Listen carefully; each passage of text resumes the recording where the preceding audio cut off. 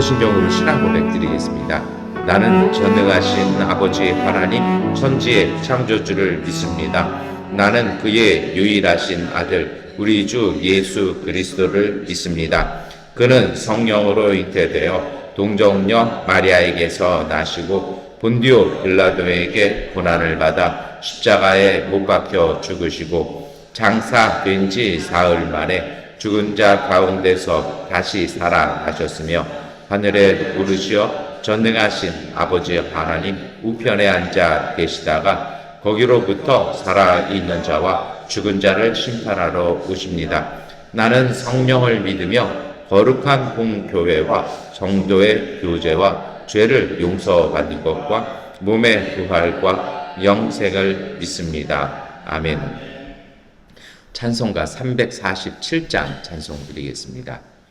허락하신 새 땅에 들어가려면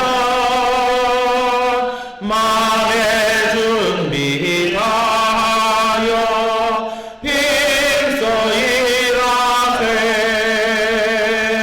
여수와 본바다 앞으로 가세. 우리 걸쳐서는 주님 품일세. 시험할란 방에도 나신 말로서 맘의 걱정 버리고 일서 일하세. 여수와 본바다 앞으로 가세. 우리 걸쳐서는 주님 품일세. 앞서가신 예수님 바라보면서 모두 마음을 아파요 일서 일하세. 여수와 본바다 앞으로 가세. 우리 걸쳐서는 주님 품일세. 일할 곳이 아직도 많이 있으니 방대하게 나가서 일서 일하세. 여수와 본바다 앞으로 가세. 우리 걸쳐서는 주님 품일세. 아멘. 마태복음 13장 44절부터 52절까지의 말씀 세 번역본 성경으로 함께 읽겠습니다. 하늘나라는 밭에 숨겨놓은 보물과 같다. 어떤 사람이 그것을 발견하면 제자리에 숨겨두고 기뻐하며 집에 돌아가서는 가진 것을 다 팔아서 그 값을 산다. 또 하늘나라는 좋은 진주를 구하는 상인과 같다. 그가 값진 진주 하나를 발견하면 가서 가진 것을 다 팔아서 그것을 산다. 또 하늘나라는 좋은 그물을 던져서 온갖 고기를 잡아 올리는 것과 같다. 그물이 가득 차면 해변에 끌어올려 놓고 앉아서 좋은 것들은 그릇에 담고 나쁜 것들은 내버린다. 세상 끝날에도 이렇게 할 것이다. 천사들이 와서 의인들 사이에서 악한 자들을 가려내서 그들을 불아궁에 쳐 넣을 것이니 그들은 거기에서 갈 것이다. 예수께서 제자들에게 너희가 이것들을 모두 깨달았느냐 하고 물으시니 그들이 예 하고 대답하였다. 예수께서 그들에게 말씀하셨다. 그러므로 하늘나라를 위하여 훈련을 받은 율법학자는 누구나 자기 곳간에서 새 것과 낡은 것을 꺼내는 집주인과 같다. 아멘. 오늘 마태복음 13장은 13장 전체가 비유로 되어 있습니다. 예수님께서 비유로 말씀하신 것을 모아놓은 듯합니다. 그런데 이 비유의 초점은 하나님 나라에 대한 것입니다. 우리가 갖고 있는 개정개혁 성경은 그것을 이제 천국이라고 표현을 해 놓습니다. 예수님께서 비유로 말씀을 하실 때는 몇 가지의 조건이 있습니다. 첫 번째는 어려운 이야기를 굉장히 쉽게 하시고자 할 때입니다. 두 번째로는 그것이 약간 유대교 율법주의에서 추상적으로 보여질 때 그게 일반 서민들은 잘 지키기 어렵거든요. 그러다 보니까 그것이 아니고 이런 것이다라고 실질적으로 이야기하시는 것입니다. 마지막으로는 연관되어서 그것은 멀리 있는 것이 아니라 이미 일반 사람들, 정말 믿음의 소망 가지고 있는 사람들, 천국에 들어갈 자격은 없어 보이지만 그 소망을 품은 사람들에게 이미 그 안에 있다라는 것을 이야기하기 위해서 일상생활 속에서의 경험, 체험들, 그때의 그 경험들, 그때의 그 느낌들, 그 기쁨들이 바로 천국의 기쁨이라고, 하나님 나라의 기쁨이라고 예수님께서는 삶 속에서 그 말씀들을 끄집어내실 때가 있습니다. 특별히 마태복음 13장의 전체는 좋은 땅에 뿌려진 씨앗 비유, 그리고 겨자씨 비유가 큰 줄을 이룹니다. 굉장히 분량이 길죠. 그리고 나서 이제 그 모든 것이 맞춰질 결론 부분에 가서 이 44절부터의 말씀, 어떻게 보면 몇 가지 비유들이, 아주 짧은 비유들이 막 이렇게 연달아 있잖아요. 밭에 숨겨놓은 보물, 또 무엇이 있습니까? 좋은 진주를 구하는 상인, 그리고 바다에서 금을 올리는 것과 같다라는 세 가지 이야기를 합니다. 그래서 이 전체적인 구성들을 가만히 살펴보면 전체적으로 그래요. 하나님 나라는 이런 것이다 라고 말씀은 하시는데, 우리가 궁금한 건 하나님 나라의 모습에서 요한계시록에 나오는 것처럼 12 진주문이 있고 보석으로 쫙 이렇게 돼 있고 눈물이 없고 기쁨이 있는 것, 이런 것보다는 예수님 복음서에서는 어떤 말씀을 하냐면 그 천국 하나님의 나라를 소유하는 사람들의 그 자세, 그것을 어떻게 소유할 것인가, 그런 부분에 초점을 많이 맞춰놓고 있습니다. 그래서 잘 아실 겁니다. 올해만 해도 제가 좋은 땅에 뿌려진 씨앗 비유는 3번이나 설교를 했습니다. 참 내용이 그만큼 풍부하다라는 것이죠. 그래서 그렇게 얘기하고 하나님 나라 겨자씨와 같다. 무엇일까요? 작은 것에서 시작한다라는 것입니다. 보잘것없는 것에서 하나님 나라는 시작되지만 종국에서는 큰 은혜, 큰 쉼, 평화가 주는 곳이 바로 하나님 나라라고 얘기합니다. 그러면 이제 이렇게 볼 수 있어요. 그럼 그것을 위해서 오늘 우리는 무엇을 해야 되느냐? 이것이 바로 44절부터 나오는 이 짧은 비유들, 이 세 가지의 비유들을 통해서 보여지는 것입니다. 어떤 세 가지인지는 이미 말씀을 드렸습니다. 그러면 오늘 이 아침 이 새벽에 우리가 어떤 것을 놓고 기도해야 할까요? 첫 번째로는 이 세 가지 비유들의 일관성 있는 공통점들이 세 가지가 있습니다.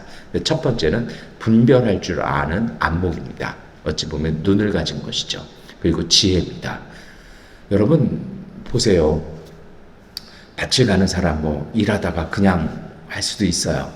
근데 놀라운 건 뭐냐면, 여러분 생각을 해보세요. 이 밭에 밭을 간다라는 것이 거의 땅을 뒤집어 엎는 거잖아요. 근데 이 사람은 자기 땅에서 하고 있는 게 아닙니다. 이 보물을 발견했잖아요. 근데 가서 다 팔아가지고 그 밭을 사잖아요. 뭐 하고 있는 겁니까? 이 사람은 아마도 소장농 아니면, 가난한 소장농이 아니면 오늘 그냥 하루 일당 받고, 우리 한국 사람들 말로는 날품팔이라고 하죠. 일용직 노동자로 나와서 일을 하고 있었던 것입니다. 여러분 밭을 갈다가 딱딱한 곳이 발견했을 수도 있고 뭘 발견할 수 있어요. 그런데 중요한 건요, 이게 얼마나 귀한 것인지를 생각해보고, 그것을 열어보고, 그것을 털어보고, 만져보고, 뚜껑도 열어보고, 다 파가지고 올려내볼 줄 아는 그런 지혜, 그 가치를 꿰뚫어 볼 줄 아는 눈이 있어야 합니다. 신앙이란 이런 것입니다. 때로 이것이 없는 분들이 참 많죠. 신앙생활 하지만 오늘 예수님이 이 복음을 전하실 때 어디에서 얘기하십니까? 유대인들에게 얘기하십니다. 거기에는 바리새인들도 있었고 서기관들도 있었고 율법학자들도 있어요. 근데 이 사람들이요, 그들의 고집, 그들의 지금까지 자신들이 조상 때부터 쌓아왔던 경력, 그들의 어떤 학업적인 능력들, 나름대로의 삶들, 이것에 있다 보니까 정말 하나님의 생생한 임재, 하나님의 뜻은 보지 못하더라는 것입니다. 만약 그것을 보았더라면 어떻게 했을까요? 그게 예수님 제자들이거든요. 이 배와 그물과 모든 것을 던져두고 예수님을 따르더라. 이게 제자들의 반응이었습니다. 그들은 그 안목을 가졌다라는 것이죠. 하나님 나라는 그러한 안목을 가질 수 있는 사람, 그것을 볼 줄 아는 사람들의 것이다라는 것입니다. 오늘 이 아침에 여러분, 우리가 이것을 놓고 기도했으면 좋겠습니다. 제가 가끔 그런 말씀을 드릴 때가 있어요. 너무 많은 일을 하지 마시라고요. 안목이 있고 지혜가 있는 분은요, 벌려진 모든 일을 한꺼번에 처리하려고 하지 않습니다. 그 일들을 잘 생각하고 잘 정리하고 잘 추스려 보면요, 가장 핵심적인 몇 가지들이 보이기 시작합니다. 그리고 그 일들을 해놓고 나면 나머지 일들은 자동으로 그 영향에 의해서 그냥 신압으로 이렇게 이루어져 가는 것들이 있습니다. 그게 사실은 지혜인 거죠. 오늘 우리의 삶 속에 이 지혜가 있어야 합니다. 가끔 우리는 그래요. 몇 주 전에 제가 마르다에 대한 말씀을 함께 나눴지만 너무 염려되고 너무 흥분하고 너무 들떠 있으면 눈이 가려져요. 모든 게 다 커 보여요. 그러나 때로는 그냥 두어도 될 것이 있고요. 정말 별것 아닌 것 같지만 정말 중요한 것이 있습니다. 이것을 잘 볼 수 있는 것, 안목이 있어야 됩니다. 신앙적으로 그래요. 어떤 것이 하나님의 축복받는 일이고 어떤 것이 그냥 우리의 욕심에 이끌려 사는 삶인지 분별할 수 있는 안목이 없으면 안 된다라는 것입니다. 그것이 무엇일까요? 그것이 47절부터 나오는 말씀이죠. 이 고기 이야기요. 이 바다에 금을 던졌는데 어떡합니까? 당연히 그물 되니까 물고기는 잡히죠. 48절 말씀 우리 함께 읽겠습니다. 그물이 가득 차면 해변에 끌어올려놓고 앉아서 좋은 것들은 그릇에 담고 나쁜 것들은 내버린다. 아멘. 그냥 걷어들였다고 다 파는 게 아니죠. 다 먹는 게 아니라 그 중에 좋은 것만 추릴 줄 아는, 그것을 정말 꿰뚫어 볼 줄 아는 것이요. 밭에 숨긴 보물도 마찬가지거든요. 내가 가지고 있는 그 소유, 이렇게 날품팔이하는 노동자가 뭘 얼마나 가졌을까요? 그는요, 자신이 하여튼 돈을 구할 수 있는 모든 수단을 다 했다는 거죠. 이게 사실 쉽진 않아요. 사람은 한 번 움켜잡으면 놓지 않으려는 경향이 있습니다. 그런데 이 사람은 비록 가난하고 그냥 하루하루 일하며 사는 노동자였지만 그 가치를 꿰뚫어 본 것입니다. 지금 내가 갖고 있는 것들, 내가 소유하고 있는 것들, 그걸 다 버린다 할지라도 이것이 정말 더 귀하고 내게 복이 된다라는 것을 볼 줄 아는 안목이 있어야 된다는 것이죠. 이 안목은 하나님의 성령께서 우리의 눈을 밝히 떠서 보여주실 때 우리는 보게 될 것입니다. 오늘 이 아침 이것을 놓고 기도했으면 좋겠습니다. 두 번째는 오늘 이 세 가지의 공통된 특징은요, 열정입니다. 정말 노력할 줄 아는 열정이죠. 말씀을 드렸습니다만 이 보물 찾은 사람이요, 뭐라고 나와 있습니까? 제자리에 숨겨두고 가서 다 팔아서 밭을 산다. 쉬운 일 아니라고 조금 전 말씀드렸습니다. 뭐가 있는 거예요? 그 열정이, 그 노력하는 것이 어디서 나올까요? 그것은 기쁨에서 나옵니다. 그래서 여러분, 정말 하나님 앞에서 내가 성실하냐 성실하지 못하느냐는 기쁨이 있느냐 없느냐입니다. 오늘 내가 하고 있는 일이 행복해야 합니다. 기쁨이 있어야 합니다. 뭐 다른 분들 보기에 아이고 그렇게 하시고 뭐 좀 적당히 하셔도 될 텐데 왜 그렇게 하시고, 물론 우리가 피곤해 가지고요, 뭐 얼굴 표정은 피곤한데 뭐 얼굴 표정 관리 되겠어요? 뭐 안 될 수도 있죠. 그런데 그걸 안 하면 내가 못 견디겠어요. 물론 일중독은 아닙니다. 워커홀릭을 말씀드리는 게 아니고요, 힘들고 막 그렇게 좀 정말 이렇게 막 뼈가 마르는 것 같지 하지만 왠지 이놈은 누구도 알지 못하는 내 속의 그 기쁨이요. 그래서 나는 이것을 꼭 해야겠다라는 그리고 그것은 너무 기쁘고 좋으니까 집중할 줄 아는 그 행복, 그리고 그 행복과 기쁨에서 오는 그 열정이 오늘 우리 안에 있어야 합니다. 이러한 기쁨과 행복이 없는 노력은 자칫 잘못하면 탐심으로 변하기 쉽습니다. 하나님 주신 일에는요, 기쁨이 있습니다. 기쁨이 있어야 행복합니다. 힘들고 아무리 고되어도요, 그 속에는 행복함이 있고 기쁨이 있습니다. 그래서 일할 때는, 힘들 때는 내가 다시는 이거 하나 봐라, 이렇게 하지만 하고 나면요, 그리고 어느 순간 그 일이 밀려오면 이게 싹 기대가 되어지고 벌써 머릿속에는, 가슴속에는 내가 이번에는 지난번에 힘들었으니까 이걸 이렇게 해야 되고 저건 저렇게 해야 되고 이렇게 하면 더 좋겠다, 막 생각들이 뿜뿜뿜뿜 일어나는 그 열정, 그것이 하나님의 소명입니다. 오늘 우리가 그 열정이 있어야 됩니다. 여러분 보세요. 저희가 말씀을 안 드렸습니다만 46절 말씀 우리가 함께 읽을까요? 그가 값진 진주 하나를 발견하면 가서 가진 것을 다 팔아서 그것을 산다. 아멘. 이 말씀도 앞에 보물 이야기와 똑같잖아요. 정말 좋은 것을 보면, 그걸 발견하면요, 이 상인이 가서 자기가 다 팔아서 그것을 사올 수 있는 그 기쁨, 그 열정들이요. 정말 그 기쁨이 오늘 우리 안에 있으시기를 축원합니다. 오늘 하루를 사시되 기쁨으로 일하십시오. 그리고요, 꼭 기억하십시오. 그 기쁨, 그 열정은요, 정말 최선을 다하고 열정을 다한 분들만이 느낄 수 있는 하나님의 축복입니다. 그 기쁨이 있고 그 열정이 있기 때문에, 그 행복이 있기 때문에요, 남들이 넘어가지 못하는 그 선을요, 그 한계를 넘어설 수 있는 것입니다. 힘든데, 그만하고 싶은데, 그럼 그만하죠. 그런데 이상하게 내가 노력하고 정말 최선을 다할 때 샘솟는, 의학적인 용어는 아드레날린이 막 분출되어서 막 그 희열을 느낄 수 있는 그 기쁨과 행복, 오늘 우리가 그것이 있어야 됩니다. 그것이 하나님의 축복입니다. 세 번째로는요, 이런 것을 가지고 계신다면 이제는 그것을 소유하고 발휘할 수 있는 전문성이 있으셔야 합니다. 전문성이라는 것, 이러한 기쁨이나 그런 열정, 안목들이 있어요. 이 모든 것을 다자 예수님께서 51절에 제자들에게 이 마태복음 13장의 전체 비유를 말씀하시고 마지막 결론으로 하시는 말씀이 있습니다. 51절 함께 읽겠습니다. 예수께서 제자들에게 너희가 이것들을 모두 깨달았느냐 하고 물으시니 그들이 예 하고 대답하였다. 아멘. 이 모든 걸 깨달았어요. 근데 여러분, 문제는 이거죠. 이 깨달은 것을 어떻게 삶으로 가져갈까요? 비유라는 것이 알아듣는 사람들만이 알 수 있잖아요. 어떻게 그걸 이해하고 어떻게 실천할 수 있을까요? 그것이 52절 말씀입니다. 함께 읽겠습니다. 예수께서 그들에게 말씀하셨다. 그러므로 하늘나라를 위하여 훈련을 받은 율법학자는 누구나 자기 곳간에서 새 것과 낡은 것을 꺼내는 집주인과 같다. 아멘.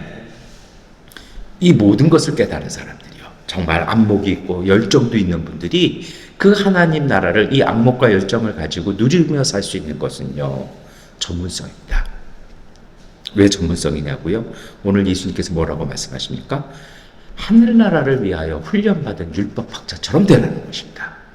우리가 갖고 있는 개정개혁 성서는 이것을 뭐라고 표현하냐면 천국의 제자된 사람이라고 그렇게 표현을 한 것을 새 번역은 이렇게 번역을 다시 해놨습니다. 그 천국의 제자가 누구냐라는 거죠. 다시 말하면 천국 하나님 나라의 제자된 사람은 누구냐면 정말 훈련받은 율법학자처럼 새 것과 낡은 것을 자유자재로 필요한 대로 적당한 대로 지혜롭게 찾아서 쓸 수 있는 사람이라는 것입니다. 그러면 뭐가 필요할까요? 오늘 우리에게도 훈련이 필요합니다. 제자화되는 것이 필요합니다.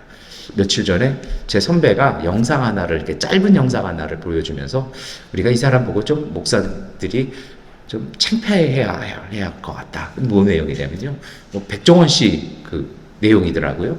미군 부대 가서 500명을 급식하는데 그 안동 닭찜인가 뭐 그런 거를 하는데, 한국은 그거를 막 강한 불로 막 끓이고 졸여가지고 약간 쫀득쫀득하게 해놓잖아요. 미군 부대 갔는데 거기는 화력이 다 약하고 전기로, 인덕션으로 하다 보니까 안 나오는 거예요. 아무리 끓여도. 근데 이제 배식 시간은 됐고요.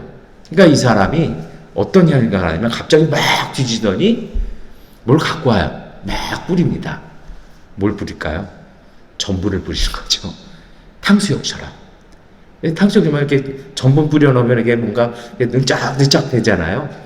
그러니까 딱 그거 뿌리는 순간 몇 분 만에 이게 그냥 흐물건 그 국물만 있던 게 전분이 들어가니까 그렇게 돼버린다는 거죠.